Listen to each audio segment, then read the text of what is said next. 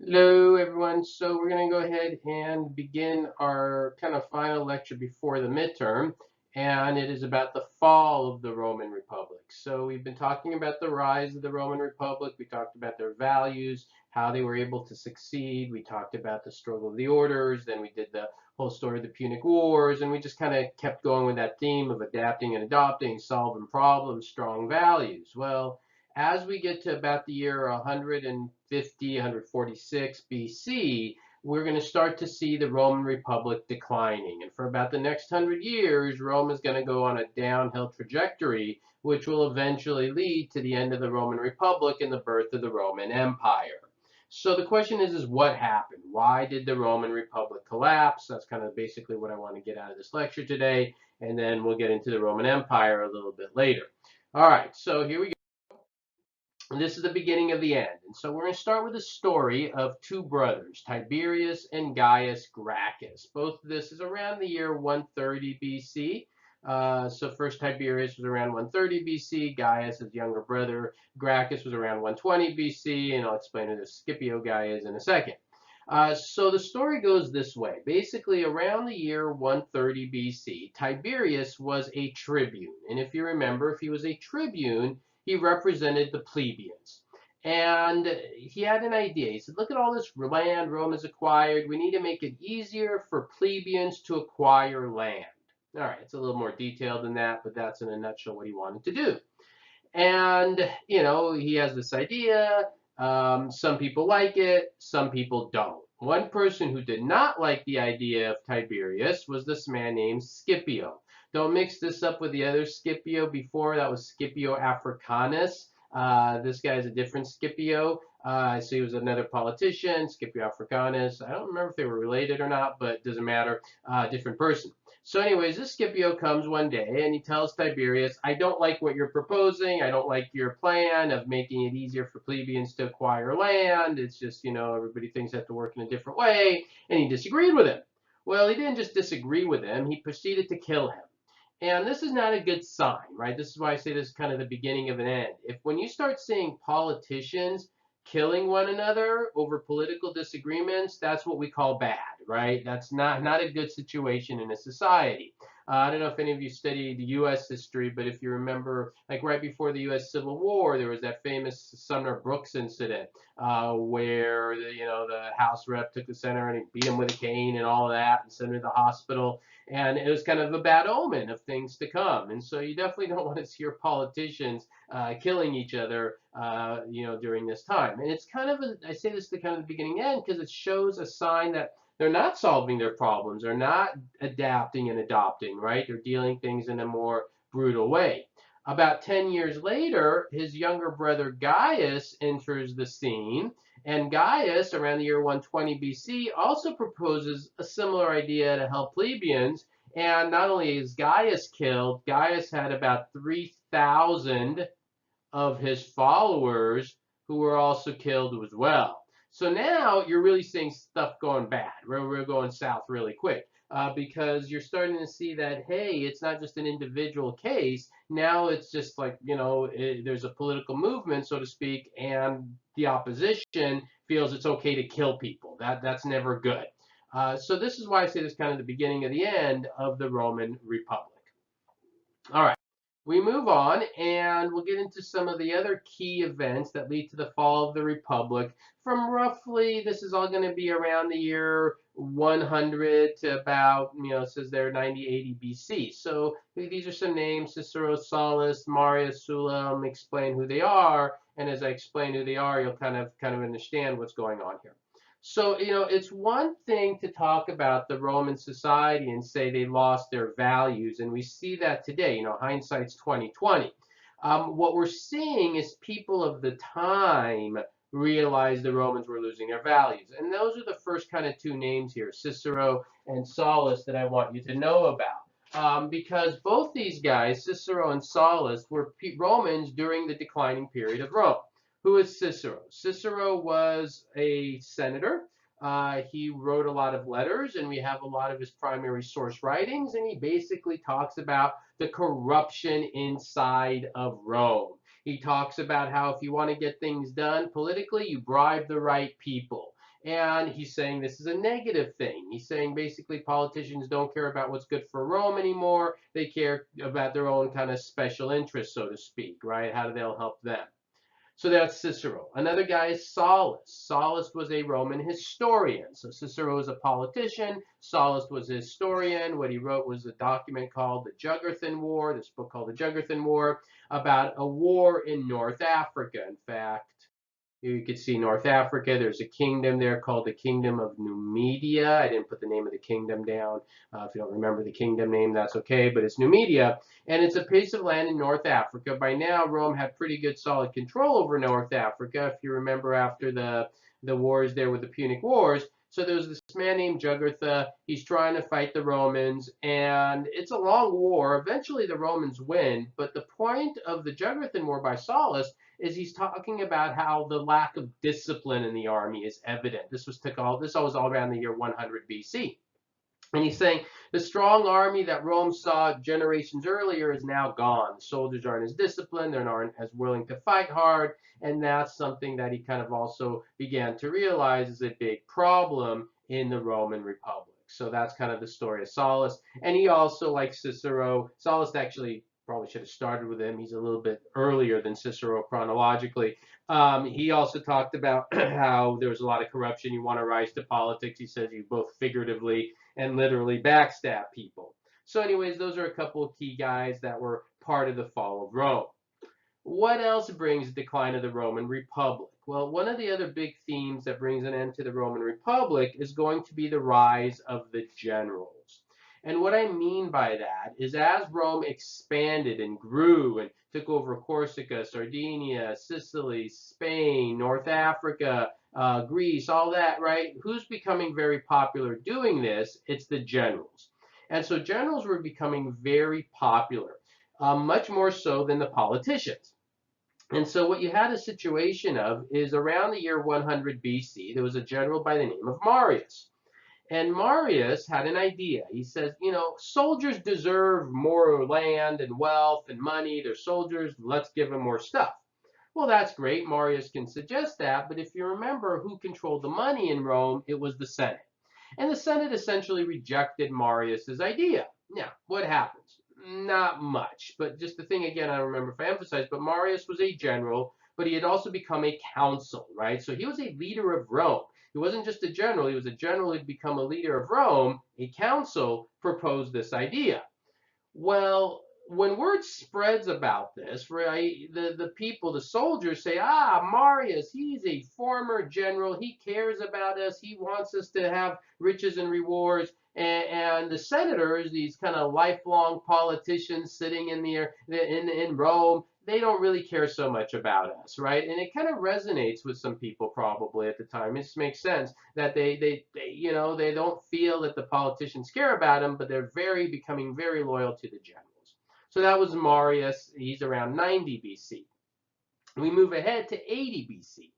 100 BC was Marius. We move to 90 BC, and we get to the story of Sulla. Now, Sulla, he's a general. He's out fighting here in Asia Minor. So there he is, fighting out in Asia Minor, and his troops like, we don't want to fight. We don't get much. And he told his men, you fight, I promise you riches and rewards. And they're like, all right, we'll fight. So they fight for Sulla. After the battle, Sulla goes to Rome. He goes to Rome and he tells the Roman senators, hey guys, our men are fought very valiantly for Rome. They deserve riches and rewards. And the Roman senators say, well, we're not just going to give people out money. Not going to happen. And Sulla says, are you sure? And he says, yeah, I'm sure. And they go back and forth. Well, this is what Sulla's going to do. If you remember, there were 300 Roman senators. Once Sulla enters Rome and he's not, getting what he wants, there's no longer going to be 300 Roman senators. What Sulla's going to do is change the number of people in the Senate to 600, right? What does he do? He basically packs the Senate. He puts people in the Senate that are loyal to him. And then he's basically, for almost the next 10 years, from about 90 to 80 BC, running Rome directly, running Rome as almost like a military dictator. Yeah, technically it's a republic. Technically you have senators and councils and you have all those positions. But Sulla is the guy running the show. And if you disagreed with him, it wouldn't be too good for you. He would like post a list of names in Rome of people who opposed him. And if your name was on that list, that's kind of hit list. You better get out of Rome or he's going to kill you. He was also known for setting fires inside of the city of Rome in areas where he had a lot of opposition. So these are the type of things Sulla did, and he controlled Rome in this kind of iron-fisted way because he had the support of the military who liked him more than the politicians, right? So that's going on until about 80 BC. So now we're starting to see things really going downhill, right? First we had Tiberius and Gaius. Now, just try to imagine today, the military moving into Washington and saying, all right, we're getting rid of the senators, we're getting rid of the politicians, and we're going to run Rome, the United States, I should say. That would be pretty dramatic, right? For all the drama we have in our society today, this is even a step further than what's going on in the U.S. history. All right, we move on. So here we're going to talk about a few other things that are going to bring an end to Rome. And you got a couple names there, Pompey, Crassus, and then this term first triumvirate. So what's going to happen here? Well, as we move between about now 80, right, Sulla's gone between 80 and 60 BC, the next 20 years, the Roman Republic is going to have more problems. One problem the Roman Republic is going to have are pirates, right? Why are pirates a problem? Well, pirates disrupt trade, disrupt the economy. If you are, trying to go through the Mediterranean Sea and you got pirates there, well, they're going to disrupt your trade. Somebody's got to stop the pirates. Who stops the pirates? This man named Pompey, a military general. Stop the pirates. He becomes very popular. Good for him. Now, meanwhile, another problem grips Rome around the year 70 BC, around 73 BC, if you want to be more precise. And in 73 BC, you have a very famous story of the big slave uprising you have in Rome. So, slavery is not unique to any one civilization. Slavery has basically been around since the dawn of civilization until modern times. And even some people know this, some people don't, but there are even places in the world today that still have slavery. But what happens when anytime you have a slave society or slaves in a society, sooner or later you have some sort of revolt. And around 73 BC, you get one of the mothers of all slave revolts led by this very famous man named Spartacus. So I don't know how well you know about the story of Spartacus, but basically what happens is Spartacus, is a slave. He leads thousands of slaves, tens of thousands of slaves actually, around Rome and rampage, just, causing havoc because they don't like being slaves. Well, they have to be stopped. It's bringing chaos to Rome. Who's going to be in charge of stopping the slave uprising? This man named Crassus. So Crassus and Spartacus are going to go at it, and there's a couple stories here when we get to about the year 71 BC. So they're at their kind of last major event. Spartacus has about 70,000 slaves. Crassus has like 5-6 Roman legions with him, so about 30,000 men.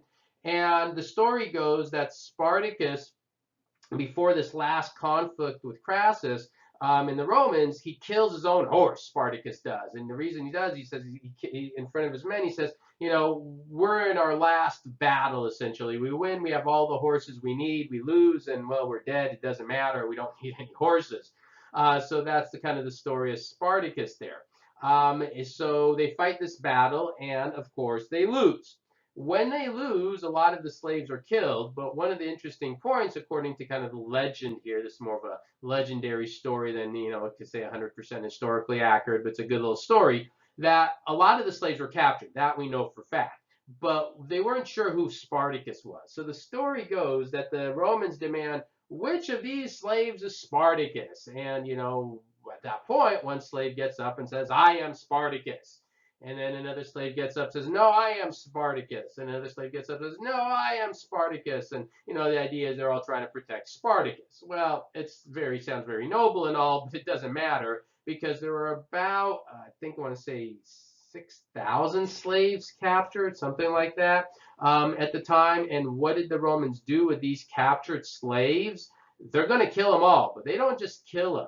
They take him to the city of Rome, and on the roadways to Rome, they literally crucify them right on the roads, right? So they crucify all of these slaves inside of Rome. Now, I don't know how familiar you are with crucifixions, but that is not a nice way to go. This again predates Christianity around the year 70 BC when all this happens. You're basically tied up. They nail you through your wrists, through your hands, sorry, and through your wrists and your ankles, not through your hands and your feet, through your wrist and ankle, and you slowly basically suffocate to death. That's what's killing you. And then what Crassus did is those slaves that were there, the thousands of slaves, they would stay there until their bodies rotted and fell off. Interesting question is, how was Crassus viewed for doing this? And Crassus was viewed very well for doing this. The Romans loved him. Why? Let me tell you the one thing people hate the most in any society, and it's very interesting. People hate chaos, right? People do not like disorder. Even if there is a cause you believe in, right? One thing people do not like is having to worry about going from home to work and is somebody going to kill them? Having to be able to go to home to work and somebody going to rob them. People don't like that, right? We see this in this story. We see this in the French Revolution story. If you ever take History 111, you don't like chaos in a society. And so Crassus stops the chaos. And so he, like Pompey, becomes very popular. So where we are now in 60 BC, we got Pompey, he's pretty popular, stopped the pirates. Crassus is pretty popular, stopped the slave rebellion. But this is still also pretty chaotic time. And so we get to 60 BC, and then we get to this next story here, the story of the first triumvirate. So Crassus and Pompey, they're doing really well. Things are going really well for them. And they decide together they want to try to rule over Rome, to try to bring order to the Roman Republic. So Crassus and Pompey agree to join forces. But they also say, well, maybe we can bring another guy into our story here. So, who is this other guy? This man named Julius Caesar. So in 60 BC, what they do is they go to Caesar and they say, Caesar, will you join us in this triumvirate? I'm assuming everybody knows, Caesar is a very famous general in Roman history. He was very popular with his men. And Pompey and Crassus say, Caesar, join us, and that's how you get the creation of the first triumvirate. The word triumvirate means rule of three, and it is the first triumvirate. There will be a second triumvirate as well, which we'll talk about later after the midterm. So anyway, so that's Caesar. He's part of the triumvirate that's again created in 60 BC. What does all this mean for the Roman Republic? Well, let's move on. So here's the last set of key words you're going to need to understand what happens as the Roman Republic falls. I'll talk about all of this right here as we go through our story of what happens to Rome. All right, get those words. And I'm going to move on to a map here. All right, so here we have our map again, and we're going to kind of talk about this triumvirate and what happens. So when the triumvirate is created, the first thing they do is they want to kind of bond this triumvirate together. So you saw Julia. Who is Julia? Julia was the daughter of Julius Caesar, and she is going to marry Pompey, right? So Caesar's daughter Julia is going to marry Pompey, and the idea is to bond the triumvirate together that way. So that's one of the things they do right away in 60 BC is Pompey married Julia, the daughter of Julius Caesar, to try to bond them. All right, good. Know that. That's going to be important a little bit. The other thing they do is they look at their map, and each of these members of the triumvirate is going to have a piece of real estate where they're going to be more influential. And so we see Pompey is going to primarily have influence over Italy. Crassus is going to be out a little bit busy over here in Asia Minor. And Caesar, he's going to be out in the west. Now, one of the things you have to realize is this entire area, I want to show you here, that says Gaul. You definitely need to know that term, right? So this entire area of Gaul that you see there, that area was not part of Rome yet. So just kind of keep that in mind, right? That's still not part of Rome. And so we have this triumvirate. Pompey's living the good life over here in Italy. Caesar, Crassus is over here in Asia Minor. But of the three, it was Caesar who's the most ambitious. And what does Caesar do? Caesar starts moving his forces all the way through Gaul. And between about 60 and about 55, 54 BC, conquers all of Gaul for Rome. He gets all the way up into a very important river here called the Rhine River, Rhine. If I didn't put it down before, there are two rivers you're going to need to know: the Rhine and the Danube River. Danube is over here, Danube. The Rhine and the Danube, that's a U, Rhine and Danube rivers. And those rivers, the Rhine and the Danube, are very important because of who lives north of them. For now, I'll just know the rivers. After the midterm, you have one of your primary sources. You're going to have to start reading the Germania after the midterm. As soon as the midterm's over, you want to pick that book up. Be careful. There are two stories in there, the Agricola and the Germania. You're only going to read the Germania, and you'll have a discussion assignment on it and all of that. So read it really well. What I'll just tell you now about that is when you read the story of the Germania, it's about the Germanic people who live north of the Rhine and the Danube.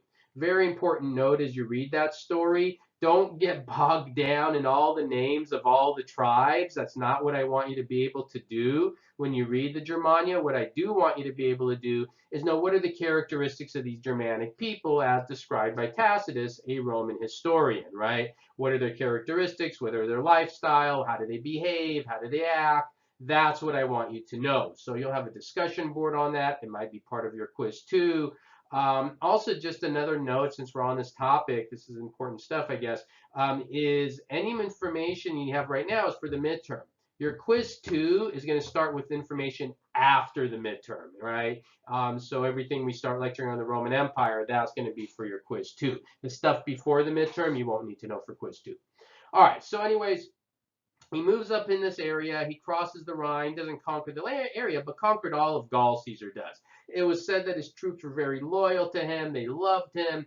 They would do anything for him. And so Caesar was very well liked by his troops. And so that was something else of note. He even gets all the way up to Britain here. He doesn't conquer Britain, but he does go up there and explore a bit. It's always harder to conquer Britain because it's an island. All right, so he's doing really well. We get to about the year 54, 53 BC. Things are going really well for Caesar. And then around 53 BC, two things happen very quickly. One, Crassus is killed fighting in Asia Minor. And two, Julia dies. Why does that matter? Well, when Crassus is killed and Julia dies, all within about a year, obviously that's the end of the triumvirate, right? There's no longer three of them. And the bond between Caesar and Pompey is also severed because Julia is dead. Why does this matter? Well, there's a beauty of a triumvirate. The beauty of a triumvirate is you always have, all three men are ambitious. They were all friends, but they were all very ambitious. And in a triumvirate, the situation is if one guy wants to take over, he knows he has two other armies he has to get through. Once that's gone and all you have is one guy to fight, then you're like, well, I could take on one guy. And both Pompey and Caesar, being very ambitious, both kind of now see their opportunity to rule over this Roman Republic themselves. So Caesar's becoming very popular. And around the year 49 BC, Pompey gets really nervous. So Pompey, this is a funny little story. Pompey sends a letter to Julius Caesar. He's out fighting, I believe, around the area of Gaul. And he says, hey, Caesar, come back home. Come back home. And when you come back home, he says, don't bring your army with you. Well, Caesar gets the letter, and what does he do? He starts coming back home. Now, what does Pompey want to do? He doesn't want to kill Caesar, right? You wouldn't want to kill him because if you kill him, he becomes a martyr. He's very popular with his troops. He more wants to keep an eye on him. Keep your friends close and your enemies closer. So anyways, he gives him this letter, sends him the letter. Caesar gets the letter. What does Caesar do? Well, you can probably see where this is going. Caesar comes back towards Italy with his army. And in northern Italy, there's another river there called the Rubicon River. Be careful not to mix up all these rivers, right? You had the Rhine River, now this is the Rubicon River. And this Rubicon River, I don't know if any of you have heard the expression, You've crossed the Rubicon. It's one of those expressions, not as common as Pyrrhic victory, draconian, or ostracism, but another good one to know from our contributions list. But the Rubicon, what does it mean to cross the Rubicon? It means you've crossed the point of no return, because the moment Caesar crosses the Rubicon with his army, that guarantees that now Rome, this republic that's gone through slave uprisings and pirates and assassinations and all these other problems, is now going to go to a civil war. And that's the worst, right? There's nothing worse for a society to go through than a civil war, right? That's really bad. And that's exactly what's going to happen. Caesar and Pompey are now going to fight, so every death is a Roman death, Roman on Roman soldier, and this civil war now begins in 49 BC. Not going to go into a lot of details on this, except to say that, of course, most of you realize this probably, Caesar gets the upper hand. Caesar gets the upper hand. Pompey eventually flees. Where does Pompey eventually go to? He leaves any area of Roman control. He goes to Egypt. All right, so there's Caesar. Pompey goes to Egypt. Caesar knows Pompey goes to Egypt. What does Caesar do? Caesar gives chase, gets Pompey. Why does he want Pompey? Well, he doesn't want him to regroup. So he goes to Egypt. Now, we need to know this. Who's in charge of Egypt at the time? Well, the person in charge of Egypt at the time is that Ptolemy family, and specifically Ptolemy the 13th. That was one of those key words there. Young guy, I think he's only like 13 years old. He's in charge of Egypt. So Caesar goes to Egypt. He goes and he finds Ptolemy, this young guy, and he tells Ptolemy, hey, I'm looking for Pompey. Do you know where he is? And Ptolemy wanted to get on the good side of Caesar. He wanted to be kind of buddy-buddy with Caesar and all of that. And he's like, oh, yeah, I know exactly where it is. And he is. And Caesar's like, great, can you go get him for me?